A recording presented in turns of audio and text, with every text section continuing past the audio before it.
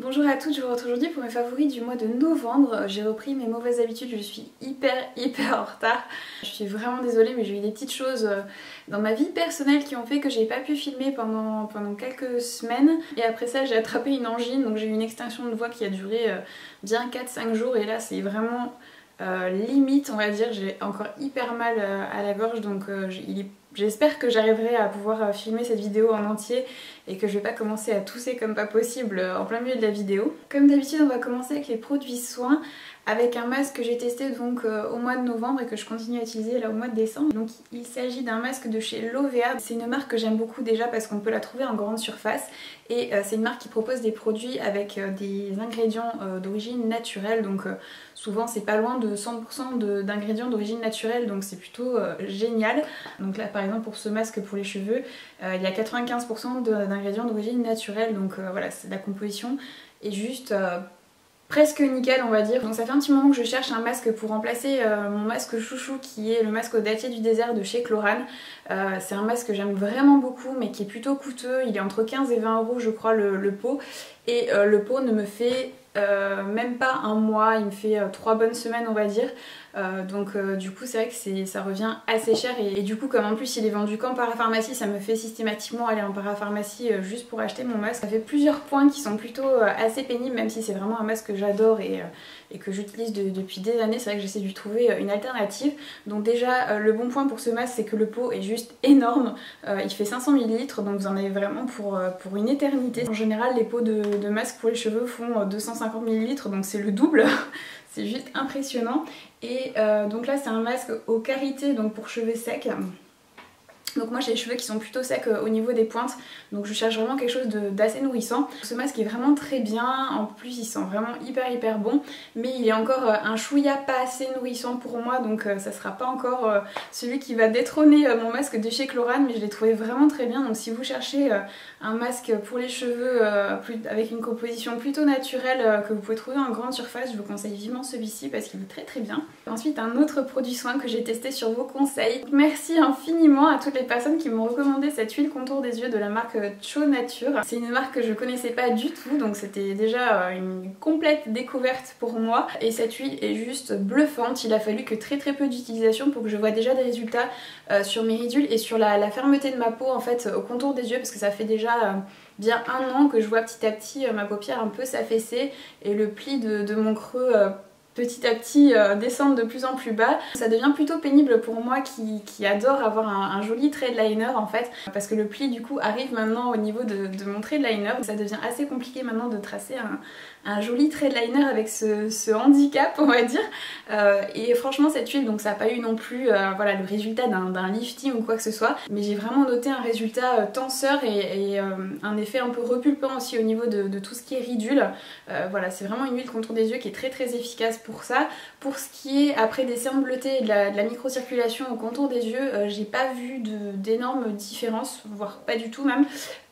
Ça fait pourtant 1 mois et demi maintenant que je l'utilise, donc je peux vous dire quand même avec un petit peu de recul que voilà, pour moi ça n'a pas fonctionné à ce niveau là, mais je suis déjà vraiment super contente d'avoir enfin trouvé un contour des yeux qui marche pour tout ce qui est ridule et qui a un effet un peu tenseur aussi. Donc franchement si vous cherchez un bon contour des yeux, je vous recommande vivement cette huile. Elle est assez chère à l'achat, je crois qu'elle est entre 60 et 70 €, mais il en faut vraiment très peu. Il suffit d'une goutte vraiment pour faire les deux yeux.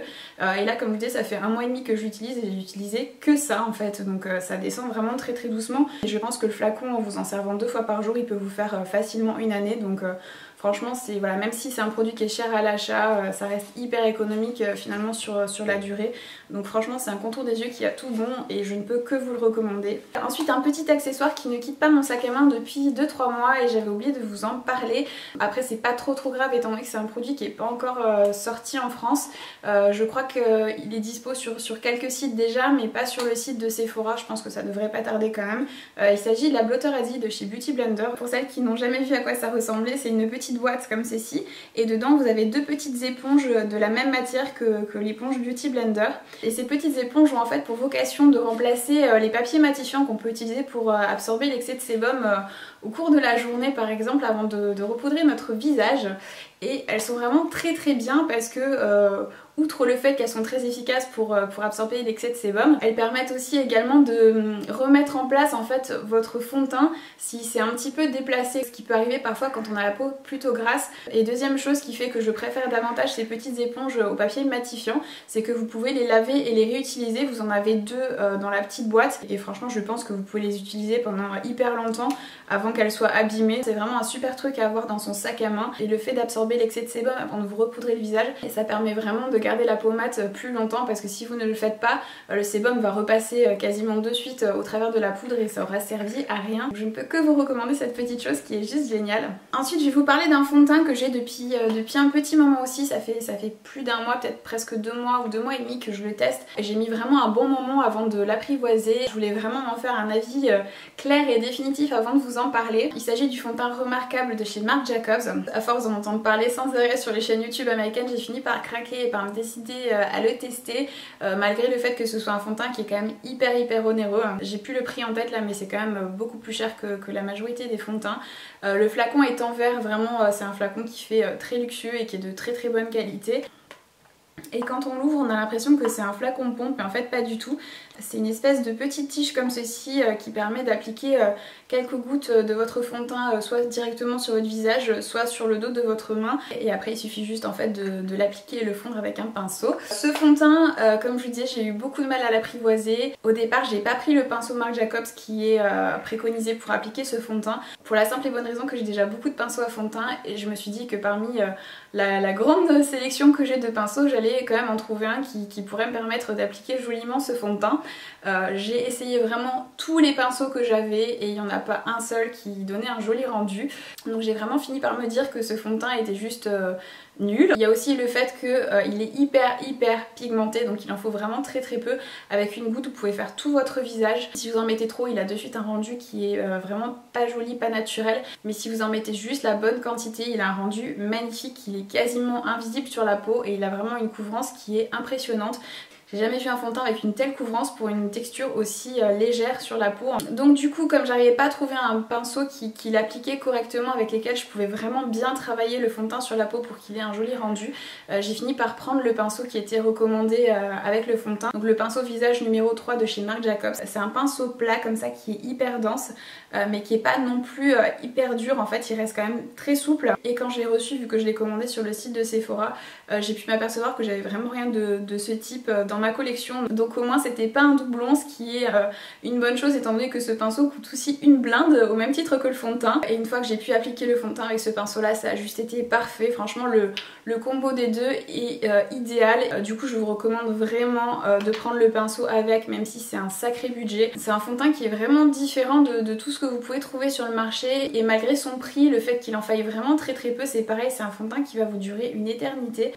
Donc si vous pouvez vous le permettre et que ce fond de teint vous fait envie, je vous le conseille vivement. À condition par contre d'aimer les fonds de teint avec un rendu mat. C'est un fond de teint qui a définitivement un rendu mat, mais un rendu mat qui reste quand même assez naturel, qui fait pas du tout cakey si vous respectez bien les quantités idéales pour ce fond de teint, donc à savoir très peu. Et si vous voulez voir un peu le rendu, c'est le fond de teint que je porte aujourd'hui sur ma peau, donc vous voyez, je pense pas avoir d'imperfection visible où que ce soit. Le rendu est vraiment très joli et je trouve que ça fait vraiment très naturel.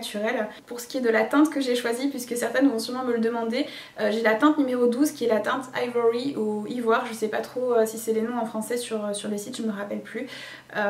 Voilà, donc ça correspond, enfin moi je suis NC20 chez MAC et c'est la bonne couleur pour moi, donc si vous avez à peu près la même carnation, sachez que c'est cette teinte là qu'il vous faut. Ensuite je vais vous parler d'un autre fond de teint et d'un autre pinceau. C'est un fond de teint dont je vous avais déjà parlé il y a quelques mois, dont j'avais été un petit peu déçue. Il s'agit du fond de teint Ultra HD de chez Make Up For Ever, qui est venu remplacer l'ancienne version qui était vraiment mon fond de teint chouchou de tous les temps. J'attendais vraiment de ce fond de teint qu'il soit aussi bien, voire mieux que l'ancienne version, et j'avais été assez déçue parce que j'arrivais pas à retrouver le même rendu qu'avec l'ancien. Et mon avis sur ce fond de teint a changé grâce à un pinceau, qui est un pinceau dont on a entendu parler énormément sur Instagram, sur les chaînes YouTube américaines, etc.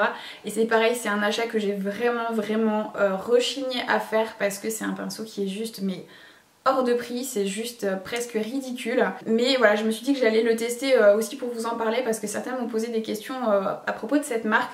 Donc il s'agit des pinceaux de la marque Artist qui se présentent comme ceci. Donc moi j'ai pris le pinceau visage numéro 8.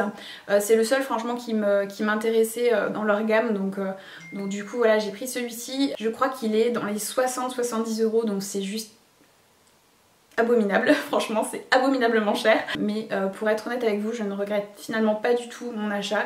Utilisé avec le fond de teint Ultra HD, il a un rendu qui est juste mais presque photoshopé en fait, c'est juste magnifique. Il permet vraiment de pouvoir fondre le fond de teint parfaitement avec la peau et étant donné qu'il est assez gros, vous pouvez vraiment appliquer votre fond de teint en 2 temps de 3 mouvements, c'est hyper rapide. La forme est identique au pinceau Masterclass de chez MAC, mais contrairement au pinceau fond de teint Masterclass de chez MAC, il est complètement plat. Je sais pas si vous allez voir, celui de chez MAC est plutôt bombé et il est bien sûr beaucoup plus gros. C'est le même type de pinceau, les deux sont en poils synthétique, mais franchement je préfère davantage celui-ci qui a un rendu beaucoup plus joli. Je pense que c'est dû au fait que le pinceau soit complètement plat, du coup c'est beaucoup plus adapté à l'application du fond de teint. Donc franchement j'ai vraiment beaucoup aimé ce pinceau. Et bien sûr c'est un pinceau qui est vraiment pas pour toutes les bourses, mais si pareil, si vous pouvez vous le permettre, foncez parce qu'il est vraiment super. En France il est disponible sur le site Net-à-Porter et sur le site Space NK. Je crois que pour ces deux sites les colis sont expédiés d'Angleterre, donc c'est assez rapide au niveau de la livraison. Je pense que ça prend une petite semaine on va dire, donc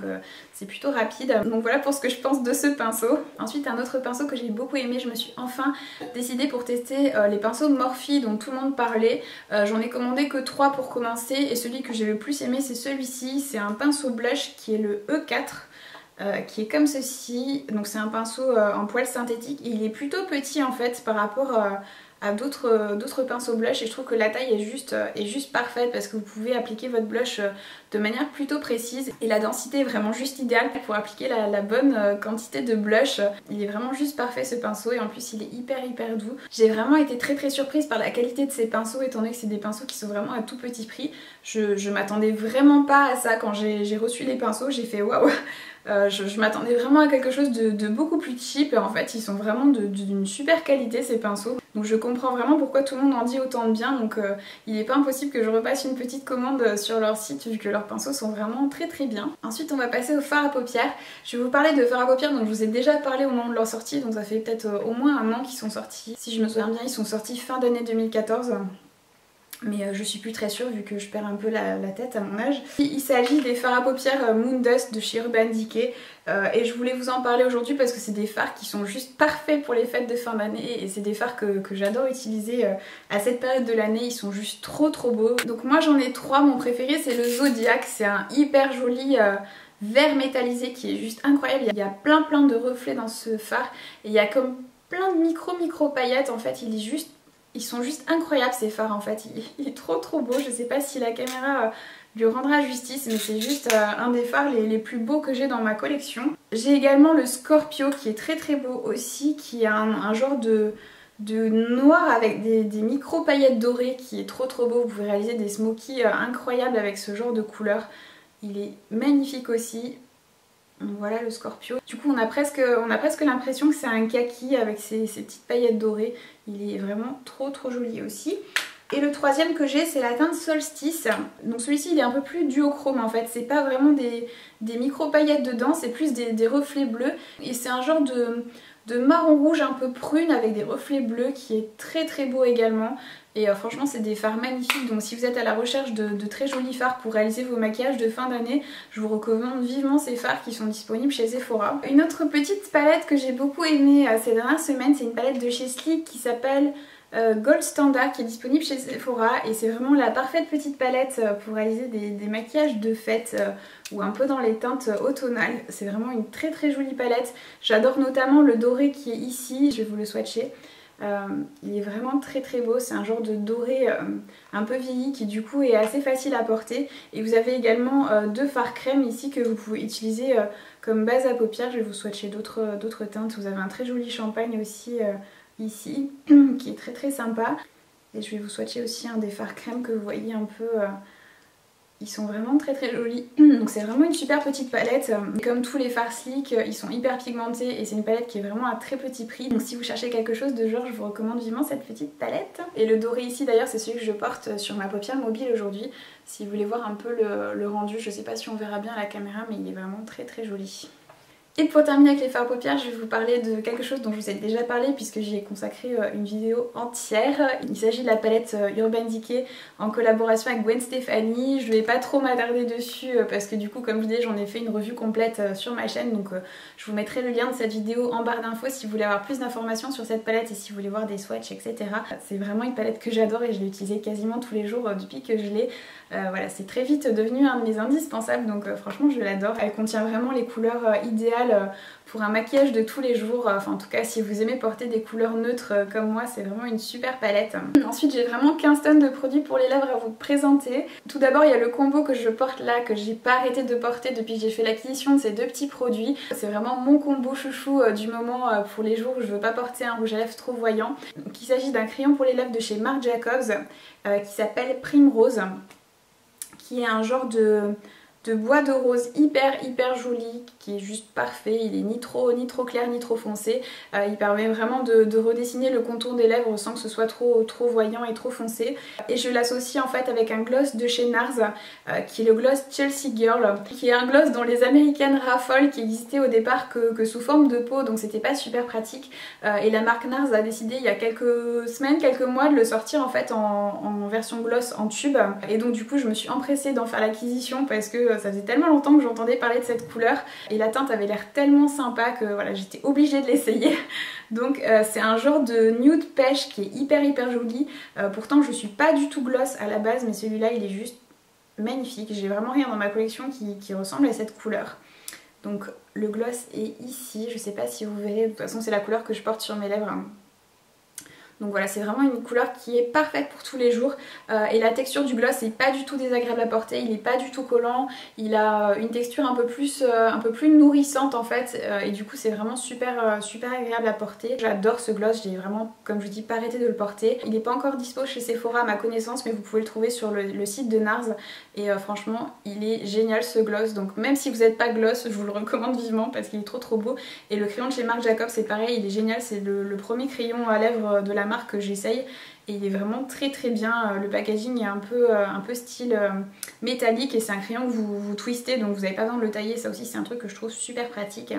Et il est hyper pigmenté, la texture est juste parfaite et il tient très bien. Donc je vais continuer à utiliser ces deux petits produits pendant très longtemps parce que c'est juste une dinguerie. Ensuite au mois de novembre j'ai également beaucoup porté le rouge à lèvres Mocha de chez Clinique. Donc c'est la gamme des rouges à lèvres pop. C'est un nude qui tire un tout petit peu sur le brick. Il est vraiment très joli et il reste quand même assez portable.